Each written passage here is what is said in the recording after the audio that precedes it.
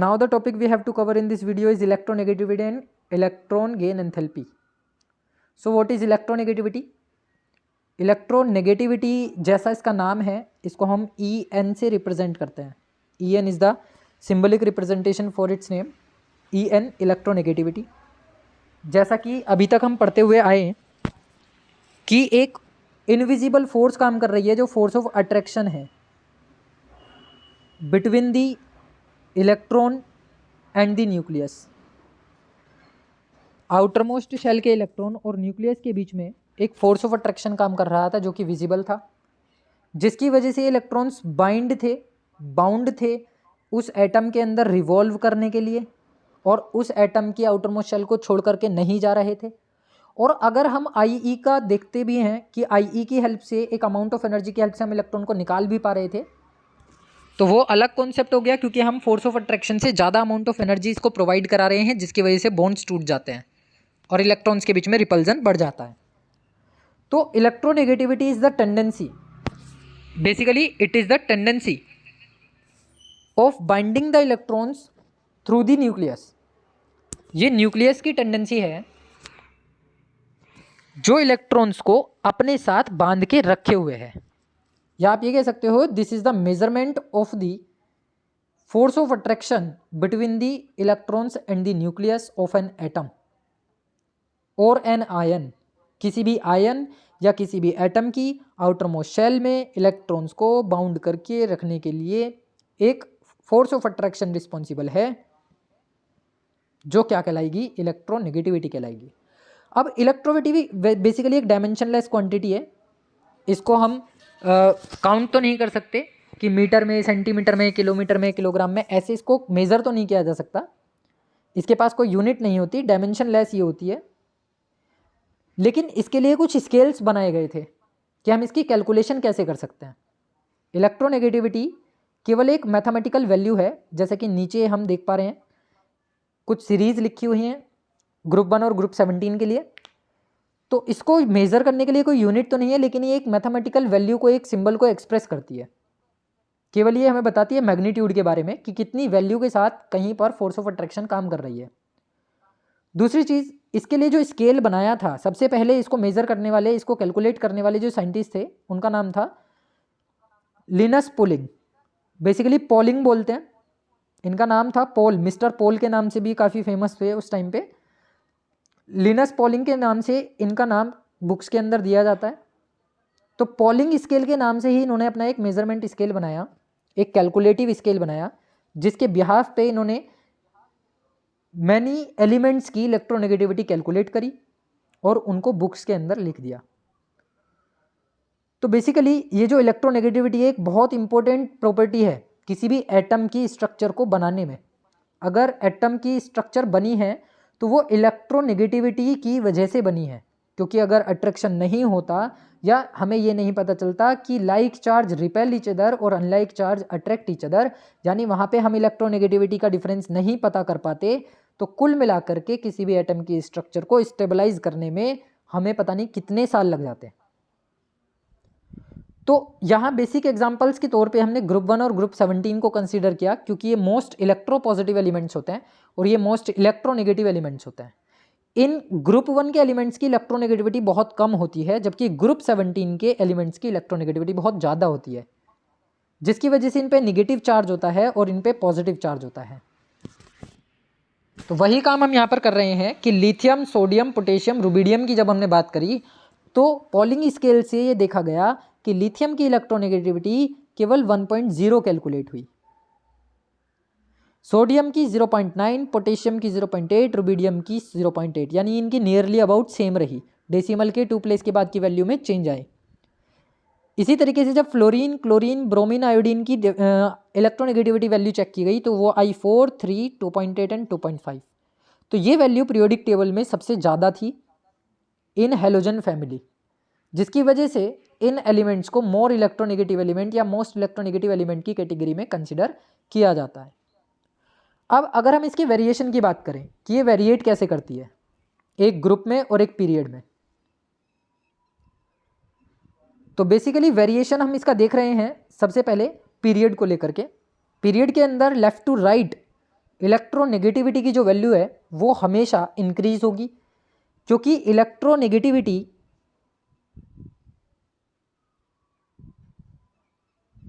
Left to right जाने पर electronegativity हमेशा ही क्या होगी, इंक्रीज होगी, क्योंकि electronegativity is directly proportional to the effective nuclear charge. जितना इफेक्टिव न्यूक्लियर चार्ज बढ़ रहेगा उतना ही इलेक्ट्रोनेगेटिविटी की वैल्यू बढ़ेगी। Also electronegativity is directly proportional to the size of atom, inversely proportional to the size of atom. आपका size atom का ज़्यादा हुआ, इलेक्ट्रोनेगेटिविटी उतनी कम हो जाएगी। आपके एटम का साइज छोटा हो गया तो आपके एटम की इलेक्ट्रोनेगेटिविटी बढ़ जाएगी। इसका मतलब ये कह सकता हूँ कि डायरेक्टली इनडायरेक्टली प्रोपोर्शनल या फिर inversely proportional to the atomic radii. जैसे जैसे एटॉमिक रेडियाई बढ़ेगी इलेक्ट्रोनेगेटिविटी घटेगी, क्योंकि अट्रैक्शन घट गया, और जैसे जैसे एटॉमिक रेडियाई घटेगी वैसे वैसे इलेक्ट्रोनेगेटिविटी बढ़ेगी। साइज जितना छोटा अट्रैक्शन उतना ज़्यादा, साइज जितना बड़ा अट्रैक्शन उतना कम, और अट्रैक्शन को ही हमने नाम दिया है इलेक्ट्रोनेगेटिविटी का। तो ये तो बात हो गई हमारे पास एक बेसिकली पीरियड को लेकर के, कि पीरियड में नंबर ऑफ इलेक्ट्रॉन्स बढ़ते हैं, शेल कांस्टेंट रहती है और साइज डिक्रीज होता है, साइज छोटा होता चला जाता है, जिसकी वजह से इलेक्ट्रोनेगेटिविटी बढ़ती है। तो जब हम लिथियम से फ्लोरीन की तरफ जा रहे हैं तो इलेक्ट्रोनेगेटिविटी बढ़ रही है, जब हम सोडियम से क्लोरीन की तरफ जा रहे हैं तो इलेक्ट्रोनेगेटिविटी बढ़ रही है। लेकिन अगर मैं ग्रुप के अंदर देखूँ तो देखो लिथियम से सोडियम, अगर मैं ग्रुप के अंदर देखता हूँ तो लिथियम से सोडियम की तरफ आते हुए हम एक ग्रुप की बात कर रहे हैं, तो पहले इलेक्ट्रोनेगेटिविटी 1 थी, अब 0.9 हो गई। बेरिलियम से मैग्नीशियम एक ग्रुप की हमने बात करी तो 1.5 से 1.2 हो गई।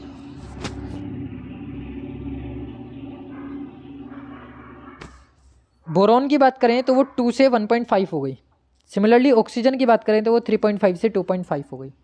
तो इस तरीके से डाउन टूवर्ड्स इलेक्ट्रोनेगेटिविटी डिक्रीज होती है, और from left to right in the period electronegativity हमेशा इंक्रीज होती है।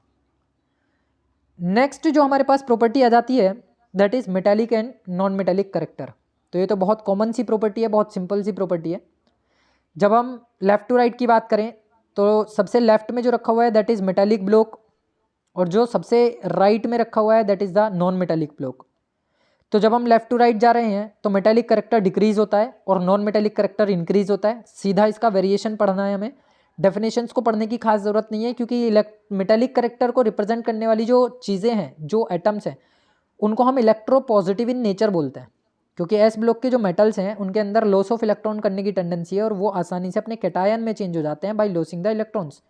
और जैसे ये कैटायन में चेंज होंगे तो इनके ऊपर पॉजिटिव चार्ज आ जाएगा। इसका मतलब है कि ये इलेक्ट्रो पॉजिटिव होते हैं।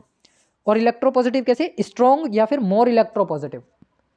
अगर मैं in case of electronegativity, in terms of electronegativity इनको डिफाइन करूं तो हम ये कहेंगे कि ये लेस इलेक्ट्रोनेगेटिव होते हैं। इलेक्ट्रो पॉजिटिव की टर्म्स में ये मोर इलेक्ट्रो पॉजिटिव, इलेक्ट्रोनेगेटिव की टर्म्स में ये लेस इलेक्ट्रोनेगेटिव। दोनों बातें बहुत क्लियर हैं, बहुत कॉमन हैं, सिंपल सी चीज़ें हैं। अब अगर मैं इनके वेरिएशन की बात करूं तो जब हम लेफ्ट टू राइट गए तो मेटालिक करेक्टर डिक्रीज हुआ क्योंकि 2 ही ब्लॉक तक चला। उसके बाद नॉन मेटालिक करेक्टर बढ़ता चला गया क्योंकि वो 6 ब्लॉक तक कंटिन्यूसली नॉन मेटल को कंसीडर कर रहा है। जब हम एक मेटालिक ब्लॉक के अंदर आते हैं, यानी एस ब्लॉक के अंदर आते हैं, तो डाउन टूवर्ड्स यानी top to bottom basically size of the atom बढ़ रहा है। और जब साइज ऑफ द एटम बढ़ता है तो आयनाइजेशन एनर्जी कम होती है, और जब आयनाइजेशन एनर्जी कम होती है तो मेटालिक करेक्टर भी कम होता है। इसका मतलब ये हुआ कि आपका मेटालिक करेक्टर, जो मैं बेसिकली एमसी लिख रहा हूँ, वो डायरेक्टली प्रोपोर्शनल होगा साइज के in the group, size in the group, sorry electronegative IE in the group. तो MC यानी metallic character is directly proportional या directly dependent upon the IE और inversely proportional to the size in the group, size in the group. आपका size बढ़ गया atom का तो metallic character घट जाएगा, आपका साइज कम हो गया तो मेटालिक करेक्टर बढ़ जाएगा। तो ये एक कॉमन बेसिक वेरिएशन है, कॉमन बेसिक डिफरेंस है। IE की वैल्यू अगर बढ़ती है तो मेटालिक करेक्टर बढ़ेगा, IE की वैल्यू अगर घटती है तो मेटालिक करेक्टर घटेगा। या तो उसे फैक्टर को आप IE पर डिपेंडेंट करके बताइए, या फिर आप साइज पे डिपेंडेंट करके बताइए, या फिर एटॉमिक रेडियाई पर डिपेंड करके बताइए, लेकिन ये केवल S ब्लॉक के लिए डिफाइन की जाएगी। Metallic character is defined only for the S block elements. अगर मैं बात करता हूँ नॉन मेटालिक करेक्टर की, तो जो नॉन मेटालिक करेक्टर है अगर हम देखें तो क्या हो रहा है कि आप लेफ्ट टू राइट जा रहे हो, लेफ्ट टू राइट जाते हुए नॉन मेटल्स बढ़ती चली जा रही हैं। नॉन मेटल्स बढ़ने का क्या मतलब हुआ कि नॉन मेटल्स की जो टेंडेंसी है वो इंक्रीज हो रही है। देखो नाइट्रोजन, ऑक्सीजन एंड फ्लोरीन। तो जो नॉन मेटालिक करेक्टर होगा वो लेफ्ट टू राइट इंक्रीज होगा और डाउन टूवर्ड्स डिक्रीज होगा। साथ के साथ हम इसको ऐसे भी ध्यान रख सकते हैं कि अगर मैं बात करूं नाइट्रोजन, फॉस्फोरस, आर्सेनिक, एंटीमनी और बिस्मथ, ये मेरे पास एक नॉन मेटल का ब्लॉक है, नॉन मेटल का ग्रुप है। इसके अंदर जो नाइट्रोजन है वो गैसियस स्टेट पे मिलता है, नॉन मेटल है। फॉस्फोरस है वो सॉलिड स्टेट पर मिलता है, ये नॉन मेटल है। आर्सेनिक और एंटीमनी मेटलोइड्स होते हैं, ये दोनों मेटलोइड्स होते हैं। और जो बिस्मथ होता है वो प्योर मेटल होता है। तो जब आप डाउन टूवर्ड्स आते हो इन दी नॉन मेटल ग्रुप, तो नॉन मेटालिक करेक्टर डिक्रीज हो रहा है और मेटालिक करेक्टर धीरे धीरे यहाँ पे बढ़ता चला जा रहा है। तो बेसिकली ये वेरिएशन है मेटालिक और नॉन मेटालिक करेक्टर्स को लेकर के। एक बेसिक एग्जाम्पल ये भी है जिसमें कि कार्बन ग्रुप को दिखाया गया है। इसमें कार्बन, सिलिकॉन, जर्मेनियम, स्टेनस और लेड, जिसमें कि कार्बन आपका नॉन मेटल होता है, सिलिकॉन आपका मेटलॉइड होता है, जर्मेनियम मेटलॉइड होता है, स्टेनस और लेड दोनों ही मेटल्स होती हैं। तो जब आप नॉन मेटल ग्रुप के अंदर डाउन टूवर्ड्स आते हैं, टॉप टू बॉटम आते हैं, तो उस केस में नॉन मेटालिक करेक्टर डिक्रीज होता है। तो ये आपके पास वेरिएशन आ गया इस तरीके से पीरियड में और ग्रुप के अंदर। अब यहाँ पे कुछ क्वेश्चंस मेंशन किए गए हैं। ये क्वेश्चंस आपके डिपेंडेंट हैं जो प्रीवियस प्रॉपर्टीज हमने पढ़ी है उन सभी पर। क्वेश्चंस को अटेम्प्ट करना, MCQs करके देखना, आसान है, हो जाएंगे। अब हम नेक्स्ट बात कर लेते हैं इलेक्ट्रॉन गेन एंथैल्पी को लेकर के, जिसको हम EGE लिखते हैं, electron gain enthalpy. Electron gain enthalpy को इलेक्ट्रॉन एफिनिटी भी लिखा जाता है। इसका दूसरा नाम है इलेक्ट्रॉन एफिनिटी EA। इसको हम EA से रिप्रेजेंट करते हैं। तो EGE कह लो या EA कह लो, बात एक ही है। आयनाइजेशन एनर्जी का जस्ट अपोजिट होता है ये। आयनाइजेशन एनर्जी का जस्ट अपोजिट, इसका मतलब ये है कि आयनाइजेशन एनर्जी में हम क्या देख रहे थे, रिमूवल ऑफ इलेक्ट्रॉन। यहाँ पर हमने चेक किया था रिमूवल ऑफ इलेक्ट्रॉन। लेकिन EGE के लिए, इलेक्ट्रॉन गेन एंथैल्पी के लिए हम चेक करेंगे एडिशन ऑफ इलेक्ट्रॉन, कि आपको क्या कराना है, इलेक्ट्रॉन गेन कराना है। तो इसका जो नाम है इलेक्ट्रॉन गेन एंथैल्पी इसीलिए है कि आपको इसमें रिमूवल की जगह इलेक्ट्रॉन्स को ऐड करना है। तो यहाँ पर एडिशन ऑफ इलेक्ट्रॉन काम करता है, जो कॉन्सेप्ट है। अब वो कैसे काम करेगा वो चीज़ हमें देखनी है। तो बेसिकली होता क्या है, जब इलेक्ट्रॉन को लॉस कराना हो तो एनर्जी देनी पड़ती है, यानी कि एब्जॉर्बेंस होता है एनर्जी का। और जब इलेक्ट्रॉन को गेन कराना हो, हमें ज़बरदस्ती किसी को इलेक्ट्रॉन देना है, प्रोवाइड करना है, तो उस केस में एनर्जी रिलीज होती है। तो डेफिनेशन डिफाइन करने का तरीका भी यही था कि जब हम IE की बात कर रहे थे, इलेक्ट्रॉन को रिलीज कराने की बात कर रहे थे, तो उस केस में एक minimum amount of energy required था। वो अमाउंट ऑफ एनर्जी हमें प्रोवाइड कराना पड़ रहा था टू दी एटम। लेकिन जब हम इलेक्ट्रॉन गेन एंथैल्पी की बात करेंगे, तब इलेक्ट्रॉन गेन कराते हुए एटम अपने अंदर से अमाउंट ऑफ एनर्जी को, सर्टेन अमाउंट ऑफ एनर्जी को रिलीज करेगा। वो एक्सेप्टेंस करने से मना करेगा कि मैं इलेक्ट्रॉन को गेन नहीं कर रहा, क्योंकि addition always be a exothermic process. 10th class में ये चीज़ पढ़ाई जाती है कि कॉम्बिनेशन जो होता है या एडिशन जो होता है वो हमेशा ही एक एक्सोथर्मिक प्रोसेस होता है। और exothermic process is that in which heat और एनर्जी इज रिलीज्ड। तो what is electron gain enthalpy?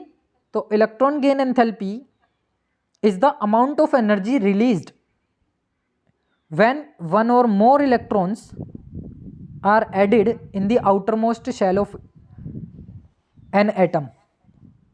किसी भी एटम की आउटरमोस्ट शेल में इलेक्ट्रॉन्स को ऐड कराने पर जितना अमाउंट ऑफ एनर्जी रिलीज होता है that is known as the electron gain enthalpy and it is denoted by delta Eg और H। और जो आयनाइजेशन एंथैल्पी है उसको भी हम ऐसे लिख सकते हैं डेल्टा IE। उसको सीधा सीधा इस तरीके से लिख करके आप H का यूज कर सकते हैं, यानी कि सबिक्स में जैसे यहाँ पे Eg का यूज किया वहां पे आप IE का यूज कर सकते हैं। तो ये हो गई हमारे पास डिनोट करने के लिए तरीके। अब बेसिकली ये जो इलेक्ट्रॉन गेन एंथैल्पी है ये भी ये क्या है, एक मेजरमेंट है। मतलब इसको मेजर करने के लिए हमें स्ट्रेंथ देखनी पड़ेगी। इसको मेजर अगर हमें करना हो तो किलोजूल पर मोल में ही इसको हम कैलकुलेट करते हैं। जैसे हमने आयनाइजेशन एंथैल्पी को किया उसी तरीके से इलेक्ट्रॉन गेन एंथैल्पी को किया जाता है। तो ये जो डेफिनेशन है इलेक्ट्रॉन एफिनिटी के लिए भी यही है और इलेक्ट्रॉन गेन एंथैल्पी के लिए भी यही है।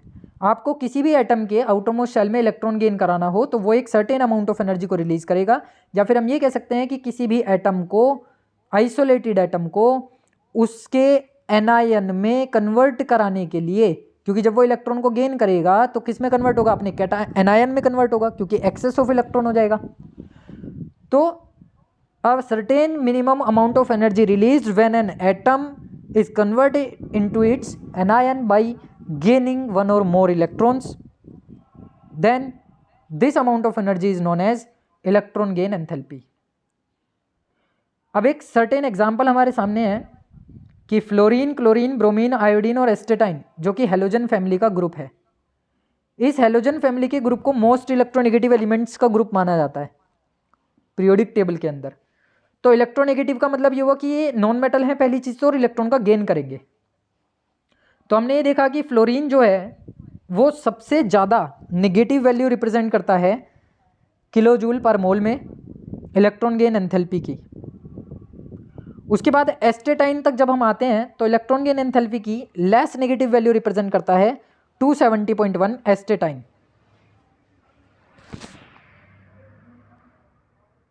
तो जो बेसिकली ये वैल्यूज़ हैं जो -333 से स्टार्ट होते हुए 270 तक जा रही हैं, वो वैल्यू माइनस में रिप्रेजेंटेड है। माइनस में जितनी बड़ी वैल्यू उतनी ही कम। इसका मतलब क्या हुआ कि फ्लोरीन अपने आउटर मोस्ट शेल में इलेक्ट्रॉन को गेन करने के लिए हमेशा क्या रहेगा, उतावला रहेगा। इसके अंदर क्यूरियोसिटी होगी कि मुझे इलेक्ट्रॉन पहले दे दो ताकि मैं स्टेबल हो जाऊं। और जो एलिमेंट जितनी इजीली इलेक्ट्रॉन को गेन करेगा उसके लिए electron gain enthalpy more negative होगी।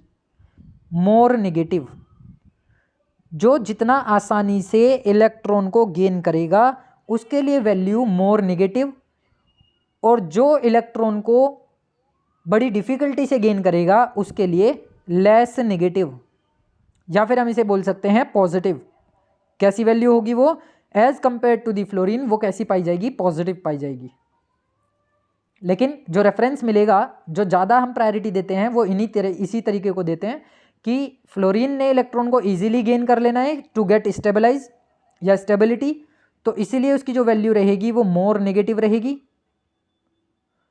और जो एस्टेटाइन है या आयोडीन है वो देर में इलेक्ट्रॉन को गेन करेंगे, जिसकी वजह से उनकी वैल्यू कैसी हो जाएगी, लेस नेगेटिव हो जाएगी। तो जब हम ये देखते हैं कि पॉजिटिव वैल्यू है तो आयनाइजेशन एंथैल्पी की बात करेंगे, जब हम ये देखते हैं कि नेगेटिव वैल्यू है तो इलेक्ट्रॉन गेन एंथैल्पी की बात करेंगे। अब इसका आ जाता है यहाँ पे हमारे पास वेरिएशन।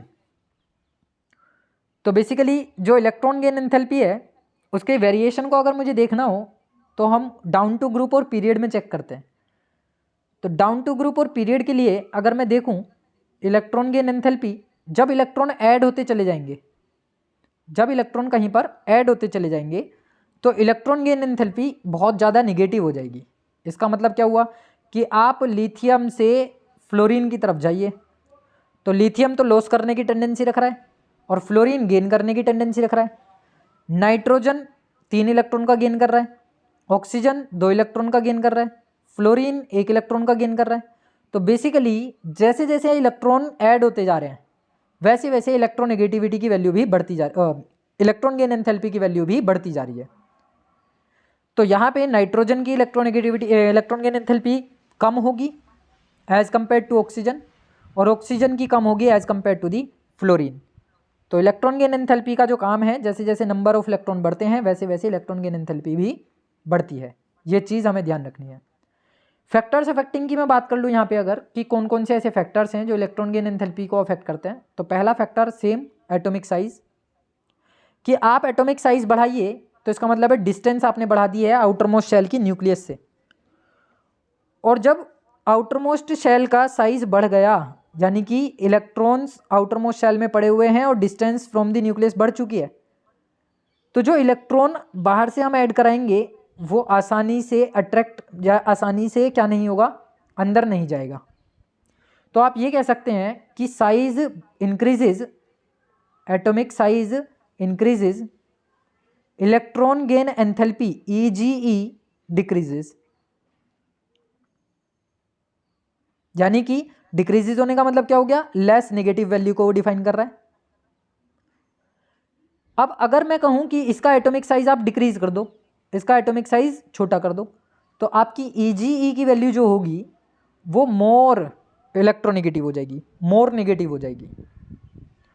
तो एटॉमिक साइज इसका पहला फैक्टर हो गया। दूसरा है न्यूक्लियर चार्ज, जैसे एटॉमिक साइज है वैसा ही सेम न्यूक्लियर चार्ज होगा, कि आपने अपोजिट होगा, एटॉमिक साइज बढ़ाया इसका मतलब है आपने न्यूक्लियर चार्ज घटाया, और जब एटॉमिक साइज बढ़ रहा था तो EGE की जो वैल्यू थी वो लेस नेगेटिव हो रही थी, इसका मतलब इफेक्टिव न्यूक्लियर चार्ज जब घटता है तो EGE लेस नेगेटिव हो जाती है, और जब इफेक्टिव न्यूक्लियर चार्ज बढ़ता है तो EGE मोर इलेक्ट्रोनेगेटिव हो जाती है, मोर नेगेटिव वैल्यू हो जाती है। साथ ही तीसरा फैक्टर यहाँ काम करता है इलेक्ट्रॉनिक कॉन्फ़िगरेशन। तो जो इलेक्ट्रॉनिक कॉन्फ़िगरेशन है वो डिपेंड करेगा number of electrons present in the outer most shell पर, कि हम किसी आउटर मोस्ट शेल में प्रेजेंट इलेक्ट्रॉन्स के बिहाफ पे पता लगाएंगे कि वो हाफ फिल्ड शेल है या फुल फिल्ड है या फिर अनस्टेबल है। हाफ फिल्ड कब होती है, जब ऑर्बिटल के equal amount of energy electrons fulfil होते हैं। हाफ फिल्ड फुलफिल कब होगी, जब ऑर्बिटल के डबल इलेक्ट्रॉन भरे होंगे। और अनस्टेबल कब होगी, जब ऑर्बिटल के नंबर से भी कम इलेक्ट्रॉन इसके अंदर भरे होंगे या फिर टोटल इलेक्ट्रॉन नहीं भरे होंगे, या तो इसमें 2 हों या फिर इसमें 4 हों, तो ये अनस्टेबल की कैटेगरी में काउंट होगा।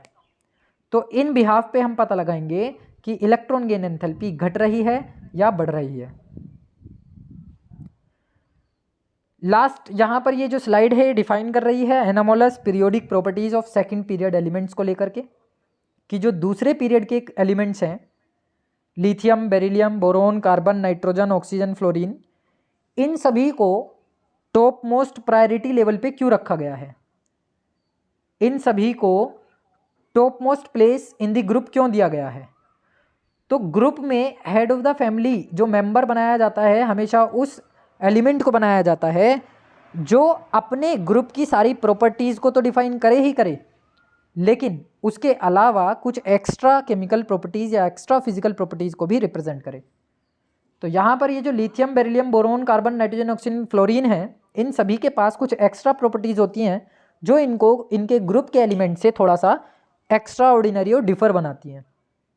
इसीलिए नाम यूज़ किया जाता है एनामोलस बिहेवियर या anomalous periodic properties of second elements.